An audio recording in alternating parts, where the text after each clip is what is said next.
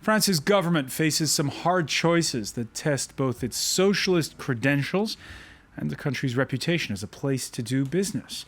This afternoon, at the National Assembly, new Prime Minister Manuel Valls rallying all the votes he can get among left-wing backbenchers of his own camp. This for his plan to lop 50 billion euros off the deficit, a plan he'll then immediately be taking to Brussels, where he's promised to rein in the deficit. It may be a heavy lift, but rejection is not an option. Then there's GE's bid to buy the energy division of struggling French engineering giant Alstom. A no-win situation for President François Hollande, who has to choose between handing over turbines and grids to Les Américains or back Siemens' counterbid, thus creating the Franco-German energy giant he dreamed of openly earlier this year, but at a huge job loss cost, perhaps. Siemens, whose overlap in activities with Alstom has not gone unnoticed. Some even ask if it's the government's business to weigh in. But in a nation that recently saw the economy minister weigh in on the sale of a phone operator, this is definitely a much bigger deal. How does Hollande best protect France's interests and its reputation? Today in the France 24 debate, are we witnessing a turning point for French socialism and for France? With us to talk about it, French Socialist Senator Hélène CONWAY MOURET. Welcome back to the show. Welcome as well to Francesco SARACENO, senior economist at the OFCE, and German entrepreneur Jakob HAESLER, co-founder of Big Data Group, I guess we could say it that way, TinyClues. Thank you for being with us. The France 24 debate, where you can join the conversation on Facebook and on Twitter, our hashtag F24debate. Now, as we speak, we're keeping a close watch on the roll call at the French National Assembly. Let's go to Parliament and join France 24's Catherine Norris-Trent. Catherine, the non-binding vote on approving this 50 billion euros in cuts, is it going to pass? It is expected to pass. We're waiting for the vote to come sometime around 7:15, 7:30. Normally Paris time, sometimes votes can drag on, but the Socialists in theory do have the numbers. There would have to be a great deal of Socialist rebels abstaining from supporting this stability plan. Indeed, around 80 would probably have to not vote. That would be a huge number. We're not expecting that number of Socialist rebels. The estimates put it anyway from around 20 to 30, even as many as 50. Everyone's watching to see just how many Socialist MPs from the ruling party here in France will not back this major economic policy, but it will have to be a huge turnover indeed if this plan wasn't to pass. But it's become much more than just about the numbers. This has become symbolic. Prime Minister Manuel Valls has laid it down here. He's really upped the stakes, saying that this vote, even though it's just, in theory, a consultation of Parliament, has become and will have an impact on the government's legitimacy, its ability to govern, and the credibility of France internationally too. So he's really made this about much more than just passing the vote. And I know it comes 2 weeks after the initial vote of confidence when you have a new government. So it's kind of the way you describe it, Catherine. It sounds like a second vote of confidence, if you will. I'm hearing that some lawmakers from the opposition, most notably the centrists, might vote for it.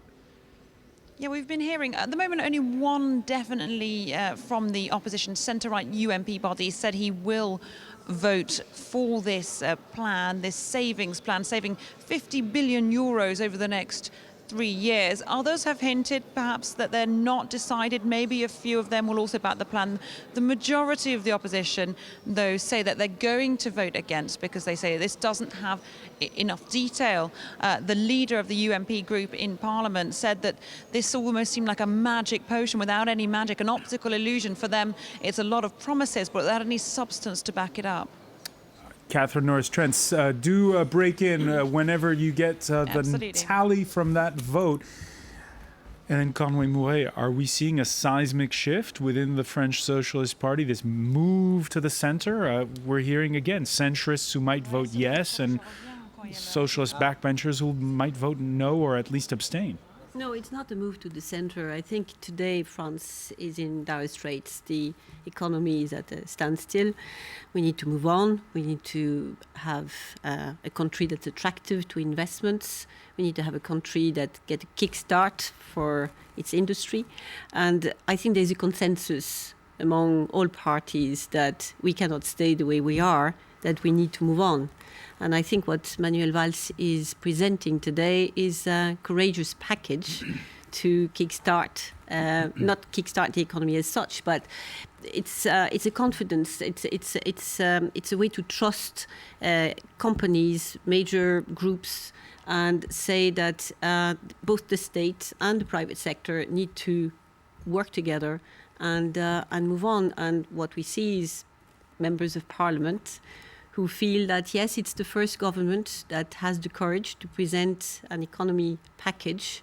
For 40 years, the parliament has voted budgets that led to the increase of the deficit. And today we know that we just cannot go on like that. So I think it's that the members of parliament are recognizing the courage that the prime minister is showing in what he is doing. Are you personally sorry that it's come to a situation where the president's popularity has hit rock bottom before they could, as you say, make this courageous move? Well, for the past 2 years, and I was a member of the government, and I know that we have put in place a lot of structural reforms that are not sexy enough to make the headlines in modernizing, the administration and making things simpler and so on. And I have a long list myself of reforms that I have carried out within foreign affairs, within our consular network. But we have done all that work, and it was, I think, laying the foundations for what we can put in place today. That is this economy package that we are presenting. We need to make savings before we can move on. And within Europe, we need that credibility, and that's what Manuel Valls is seeking today, is seeking the support of the parliament for what he is doing for the government. In French, you may know this, we use an Italian term when we talk about the left becoming reformist. An aggiornamento, I believe, is the expression, because it's what the Italians did back, in the late 70s, early 80s? Yes. And is this an aggiornamento that we're witnessing? Is this a seismic change for the socialists? I wouldn't be so sure. It seems to be quite the same old policies we have been seeing in the past few years across Europe. So France has been maybe a bit reluctant doing that in the past couple of years, and I found that rather good news. And so I'm not very happy of the shift that's happening today. One would have expected a young and dynamic new prime minister to be a bit more courageous in his choices, and instead the choice was made to go on with austerity. And I do believe that, while I do believe actually that there is a large margin for making the state and the government more rational and spending less, there is a time for everything, and today is not really the time for So for you, what would have been courageous moves? A courageous move would have been to say, we will not save now. We put in place a savings plan for 5, 6, 10 years from now, which means now we have to get out of the crisis. John Maynard Keynes said very famously many years ago that the right time for fiscal consolidation is the boom, not the crisis. And we have seen in Spain, we have seen in Italy, we have seen in Greece, of course, first and foremost. We've seen that austerity at the bad time is counterproductive. I'm afraid that this 50 billion of savings over 3 years of savings risks killing recovery, which is very fragile, and it will have very little impact on the train de vie of the state in the near future. So I would have rather seen we have a young prime minister and new and dynamic here. We have a young and dynamic prime minister in Italy. I would have expected them to say together, let's take a breath, pause a moment, let's see what we've been doing in the past 3 years. Was it right? No, so let's do something different. And instead, Renzi in Italy and Valls here are going through the old path. What is the difference between him and the who? None. In fact, the 50 billion were already part of the Pacte de Responsabilité. So I see a total continuity. And this is, in my opinion, very good news. I would have expected.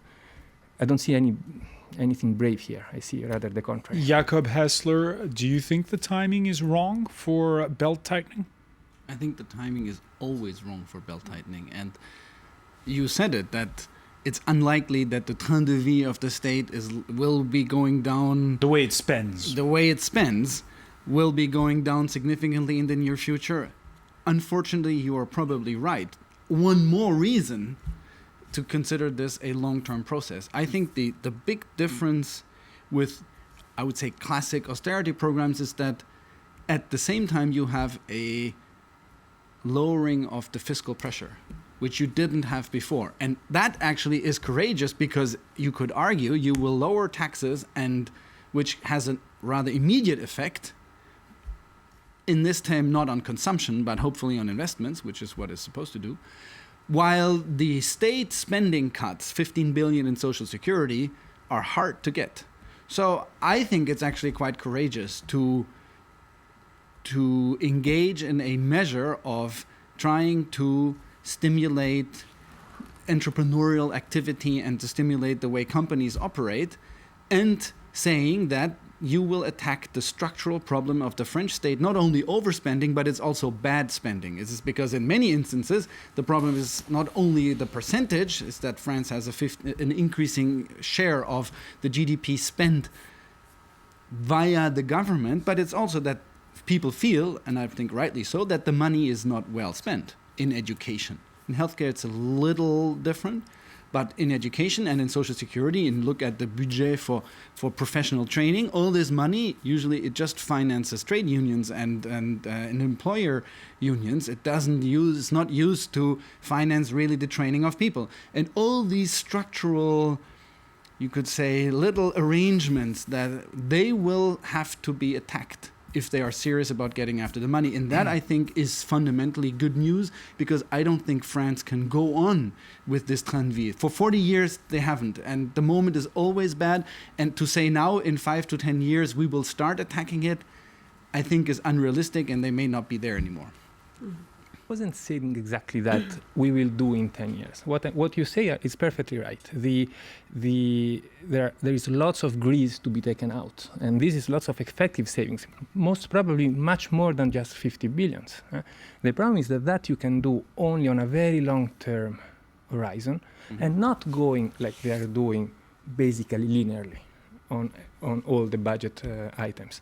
And when you say that they're reducing taxes on firms who overwhelmingly say that they today don't hire and don't invest not because of high labor cost, but they don't hire and don't invest because of lack of demand. So this tax reduction in the very short run, it's of course welcome once again in the medium to long run, but it's not the most urgent thing to do. Yeah, Jakob HAESLER, you're an employer. Will a cut in payroll taxes incite you to hire more? Let's put it that way, it allows us to hire more.